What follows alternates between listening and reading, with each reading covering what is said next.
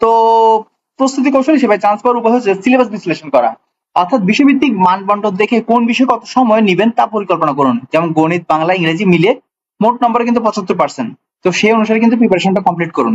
আর বিগত বছরের প্রশ্ন সমাধান, বিগত কয়েক বছরের যে সিজি এবং একই গ্রেডের মূলত 11 থেকে 20তম যে গ্রেডের এগুলো আসলে প্রশ্নগুলো আসলে সেম প্যাটার্ন অলমোস্ট, এগুলো প্রশ্নগুলো সমাধান করুন।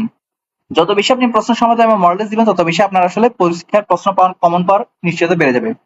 দুর্বল টপিক চিহ্নিত করুন, প্রতিটি মডেল টেস্টের পর ভুল প্রশ্নগুলো আলাদা খাতায় নোট করে বারবার রিভিশন দিন।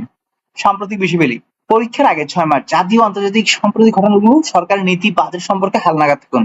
যেমন কখন অর্থনৈতিক সুমারি হচ্ছে, লাস্ট জনশুমারি যেটা হয়েছে সেটা কত সালে হয়েছে, কি হয়েছে না হয়েছে, এবং লাস্ট আমাদের নির্বাচন নিয়েও আপনার কিন্তু আপডেট থাকা উচিত। নিয়মিত মডেল টেস্ট, সময় বেঁধে 60 মিনিটে 80টা প্রশ্ন মডেল টেস্ট দিন, যাতে পরীক্ষার হলে সময় ব্যবস্থাপনায় সমস্যা না পড়তে হয়।